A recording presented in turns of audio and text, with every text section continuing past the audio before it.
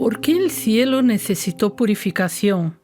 En Hebreos 9:23 leemos: «Fue pues necesario que las figuras de las cosas celestiales fuesen purificadas así». En Apocalipsis 21:1 leemos: «Vi un cielo nuevo y una tierra nueva, porque el primer cielo y la primera tierra pasaron y el mar ya no existía más».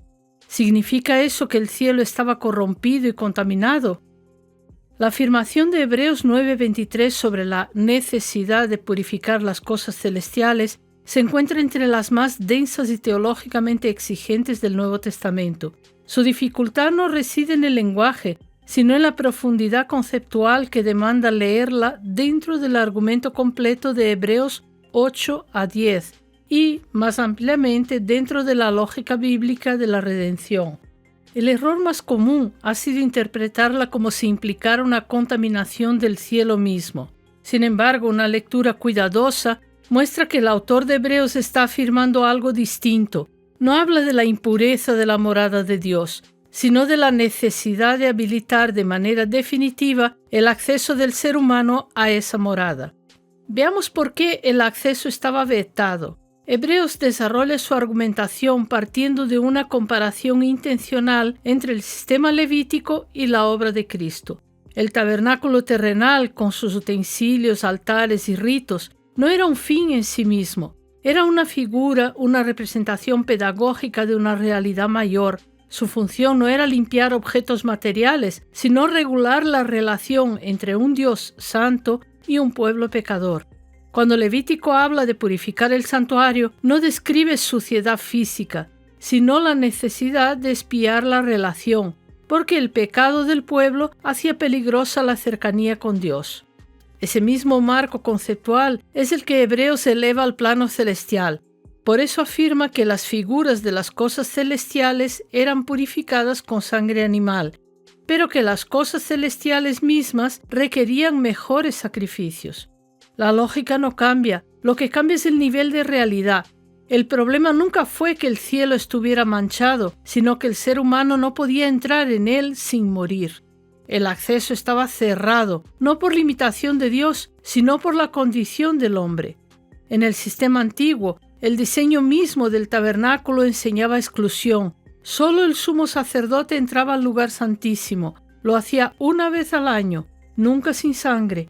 Nunca en nombre propio, sino representando a otros, y aún así salía inmediatamente. El pueblo jamás entraba. Analicemos el tema de la conciencia del pecado.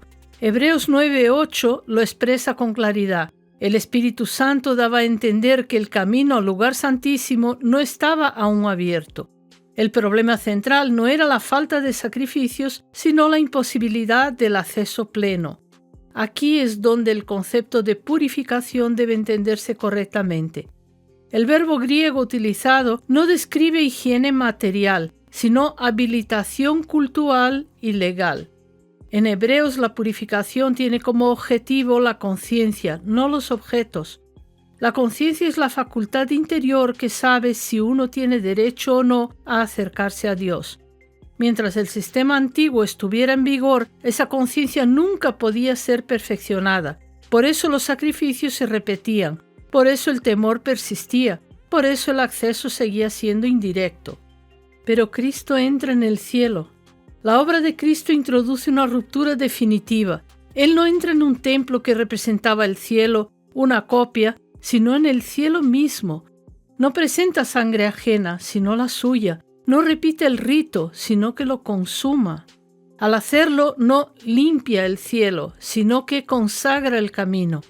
La purificación de las cosas celestiales consiste en establecer de una vez para siempre el derecho legítimo del ser humano redimido a entrar en la presencia de Dios sin mediación adicional. Por eso ninguna religión sirve para llegar a Dios. Este punto se vuelve aún más claro cuando se observa el resultado que Hebreos atribuye a esa purificación. Hebreos 10 no introduce una doctrina nueva, aplica lo ya demostrado. Si el sacrificio es perfecto, el acceso es libre. Si la conciencia es limpiada, el temor servil desaparece. Por eso el lenguaje cambia radicalmente. Ya no se habla de esperar, sino de entrar. ya no de distancia, sino de confianza, ya no de repetición, sino de permanencia. El camino nuevo y vivo no es una metáfora emocional, sino una realidad objetiva iniciada a partir de la muerte de Cristo. Este acceso abierto explica también por qué Hebreos nunca llama a volver al templo. El autor escribe a creyentes judíos que vivían en una época en la que el templo aún existía o acababa de ser destruido. Si el sistema levítico siguiera teniendo valor redentor, Hebreos lo diría. Pero ocurre lo contrario. Volver al templo sería negar la suficiencia del sacrificio de Cristo. En ese libro, el antiguo pacto no es presentado como incompleto, sino como obsoleto, no coexistente, sino superado. El verdadero altar ya no es terrenal y el verdadero santuario ya no está hecho de manos humanas. Hablemos ahora del nuevo cielo de Apocalipsis. Ahora vemos el nuevo cielo en Apocalipsis 21:1. La comprensión de la purificación de las cosas celestiales de Hebreos nos permite distinguir correctamente entre Hebreos y Apocalipsis. Hebreos mira hacia atrás, el acto consumado que abrió el acceso. Apocalipsis 21 mira hacia adelante, al estado eterno donde ese acceso ya no es necesario porque la presencia es total. Cuando Apocalipsis habla de un cielo nuevo y una tierra nueva, no está describiendo una purificación del cielo, sino la consumación del orden creado. No se trata de limpiar, sino de reemplazar lo provisional por lo definitivo. Por eso en la nueva creación no hay templo, no porque Dios esté ausente, sino porque ya no hay separación que requiera mediación. Ahora analicemos el tema de la conciencia limpia. La morada de Dios nunca fue contaminada por el pecado. La Escritura es consistente en afirmar que el pecado afecta a la creación, no a Dios. Lo que vemos en Apocalipsis 21 es que la tierra es renovada porque fue sujeta a corrupción. El cielo nuevo no es limpio, sino definitivo. Ya no hay acusación, ya no hay juicio pendiente, ya no hay velo, ya no hay conciencia que purificar. Lo que Hebreos resuelve jurídicamente, Apocalipsis lo consuma existencialmente.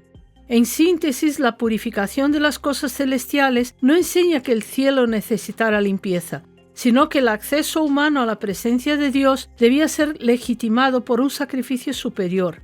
Cristo no limpia la morada de Dios, sino que limpia la conciencia del hombre y consagra el camino al trono. Esa obra es pasada, completa y suficiente. El estado final descrito en Apocalipsis no la repite ni la amplía, sino que la presupone y la trasciende. La teología de Hebreos no apunta a un cielo que necesita ser corregido, sino a una humanidad que necesitaba ser rehabilitada. Y el resultado no es un acceso simbólico ni futuro, sino una comunión real, presente y eterna con Dios, asegurada por la obra consumada de Jesucristo. Hablemos del problema de la conciencia aplicada a los días de hoy. Muchos confiesan creer en Cristo y solo el Señor sabe qué hay en su corazón. Pero claramente la iglesia está siendo tamizada por el Señor como una especie de criba para revelar lo que hay en los corazones antes que sea demasiado tarde, es decir, antes del arrebatamiento. Dado que las señales de que se avecina la gran tribulación han aumentado y el Espíritu Santo está hablando a la iglesia, y en el debate de si la iglesia será arrebatada antes, durante o al final de la gran tribulación, surge una cuestión de máxima importancia. Ya hemos tratado este asunto del arrebatamiento en detalle en este canal, pero quisiera poner nuevamente el foco en un grupo específico de personas. Son las que dicen creer que Cristo pagó por sus pecados en la cruz, pero que luego están convencidas de que necesitan pasar por la gran tribulación para ser probadas o para purificarse. A raíz de lo que venimos hablando sobre la purificación de todas las cosas y la conciencia limpia, queremos evidenciar esa incongruencia de los que creen que deben sufrir la gran tribulación para ser probados o purificados. Hablemos un poquito de las obras muertas y las buenas obras. En Hebreos 9:14 leemos que la sangre de Cristo limpia nuestra conciencia de obras muertas. Las obras muertas son obras realizadas sin vida espiritual, sin acceso real a Dios y sin capacidad de producir comunión con Él, aunque externamente parezcan correctas, religiosas o incluso virtuosas. En el contexto de Hebreos, esas obras son especialmente las religiosas, como no faltar a ningún culto, contribuir económicamente con fidelidad, someterse al pastor, ir a las reuniones de oración, etc. No es malo hacer esas cosas, aunque es bueno que cada uno se examine para ver por qué lo hace. Otro tipo de obra muerta es la que se hace para justificarse ante Dios, es decir, para ganar aceptación y producir justicia por el esfuerzo humano. Otras obras muertas son las que se hacen separadas de la vida que procede de Dios. Esas obras, aunque sean aceptadas moralmente, carecen de conexión con el Dios vivo. Por eso son llamadas muertas, porque aunque no sean inmorales, no proceden de la vida que viene de Dios, ni conducen a ella. Hebreos insiste en la conciencia, porque la conciencia sabe si una obra da acceso real o no. Las obras muertas dejan la conciencia inquieta y nunca producen descanso ni certeza. Por eso Hebreos 9:14 enseña que la sangre de Cristo limpia la conciencia, no solo la conducta. Ahora veamos un diagnóstico preocupante. En breve intentaremos profundizar en la cuestión de las obras muertas y las buenas obras. Pero para lo que hoy nos ocupa, haremos alusión a cómo la conciencia que no está limpia de obras muertas se relaciona con los que piensan que tienen que purificarse o ser probados pasando por la gran tribulación. En ambos casos, está claro que esas personas no tienen la conciencia limpia, ya que todavía piensan que deben ser purificados o probados. Si alguien piensa que tiene que ser purificado, entonces es porque no confía que la sangre de Cristo le limpió de todo pecado, una vez y para siempre, como dice la palabra. Si piensa que tiene que ser probado, es porque tiene dudas de si es una persona salva. Un hijo de Dios que ha confiado plenamente en el sacrificio de Cristo y depende totalmente de ese sacrificio, no piensa en ser probado, porque la prueba no es sufrir para ver si resiste, sino descansar en la fe de que la obra de Cristo fue consumada y aceptada y los pecados fueron totalmente borrados. En conclusión, las cosas celestiales debían ser purificadas porque así se abría acceso al lugar santísimo. Eso lo hizo Cristo y solo Cristo, al consumar el sacrificio exigido por la ley. La obra consumada de Cristo permitió la entrada al trono de la gracia a todo el que realmente cree, puesto que ha limpiado las conciencias de pecado. El que cree que tiene que pasar por la gran tribulación para ser purificado o probado, debería examinar su fe. No creer en la consumación total del sacrificio de Cristo es lo que llevará a muchos a la condenación eterna. Por eso Pablo le dijo a Timoteo que cuidara de mantener la fe y buena conciencia, desechando la cual naufragaron en cuanto a la fe algunos. Aunque alguien diga creer en Cristo, si desecha la fe y la buena conciencia, acaba naufragando. Esto es muy peligroso. En Discernir compartimos material que expone los esquemas de engaño que operan hoy en el mundo. Lo hacemos para que la Iglesia tenga herramientas reales, no solo para fortalecer su fe, sino para usarlas al anunciar el tiempo en el que vivimos y la salvación que Dios ofrece antes del juicio.